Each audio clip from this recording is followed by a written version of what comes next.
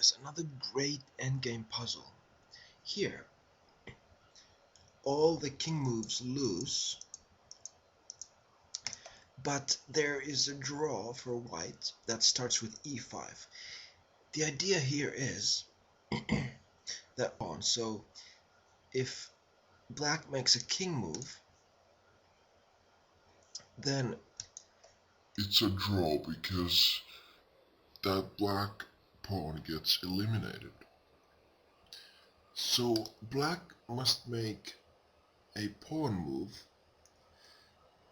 If black takes the pawn, then the idea here is that black doesn't get an opposition in front of the pawn. Um, if black would get this kind of opposition in front of the pawn, black would be winning.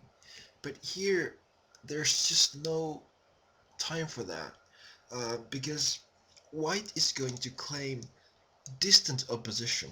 Now, this is kind of the same as the regular opposition, but now there's three squares in between. So if black plays here, white plays here, and now this is a real opposition. If black plays here, then white plays here, and this short opposition. So basically, white has this distant opposition, and if black goes here, white can just go here, or I think even here.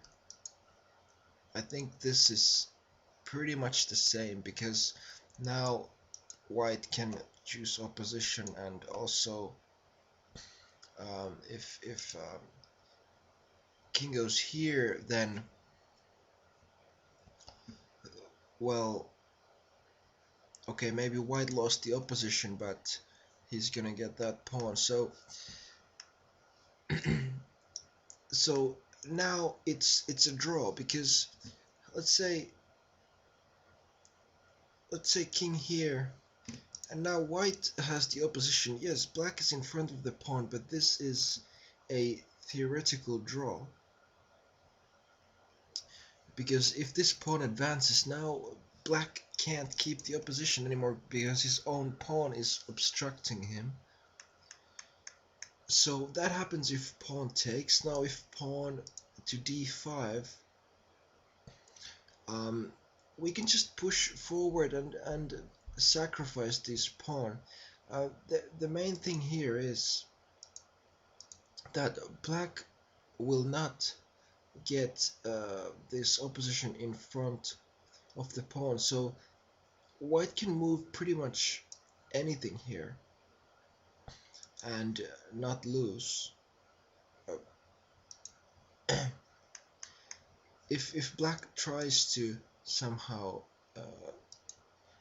push this mother, black can even play here, but as you can see, black is not in front of the pawn, so white is perfectly fine here, as long as he doesn't play something like king to d2. So the idea here was just to grab space, to drive the black king further away, so that the white king could creep in, kind of in front of this pawn.